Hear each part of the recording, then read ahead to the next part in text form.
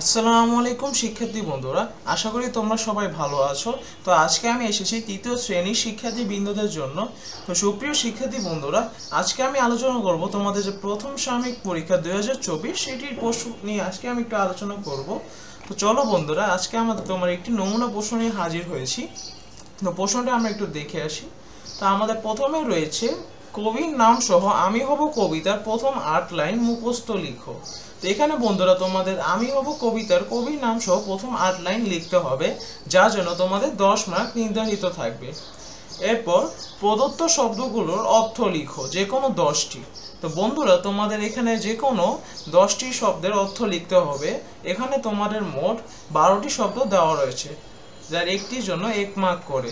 এখানে রয়েছে আলসে, চাবুক, সিপাই, টিলা, শিশু পার্ক, নোটবুক, মিনার, চর, কিরণ, রবি, কভু, শেথা।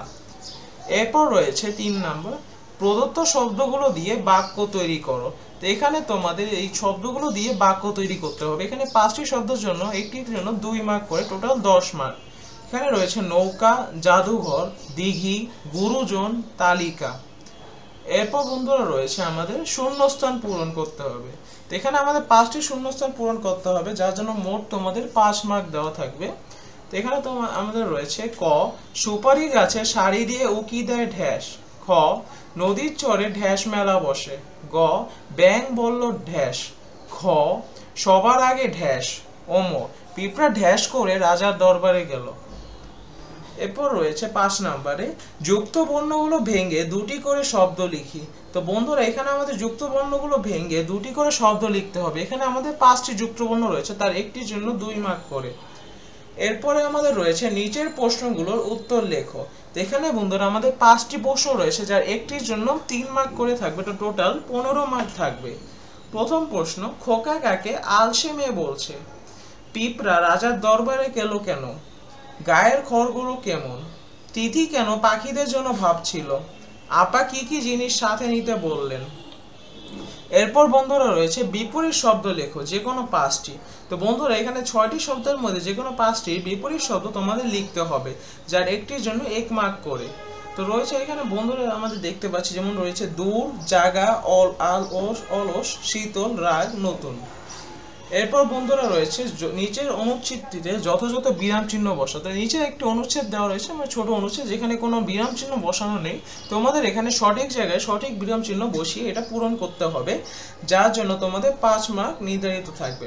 এখানে রয়েছে আপা সবাইকে নিয়ে কেল্লার মাঠে গোল হয়ে বসলেন, বলিলেন কেমন লাগলো? একসাথে বলল খুব ভালো। এরপর রয়েছে 9 নম্বরে, বিদ্যালয় পাঠাগার থেকে বই নেওয়ার জন্য নিচের ফর্মটি পূরণ করো। 10, এখানে তোমাদের 10 মার্ক নির্ধারিত থাকবে। তো এখানে আমি একটু ফর্মটা দেখে নিই। পুরান শহর প্রাথমিক বিদ্যালয়, মাদারীপুর। তারিখ, এখানে তোমার স্মারক নং 10/310।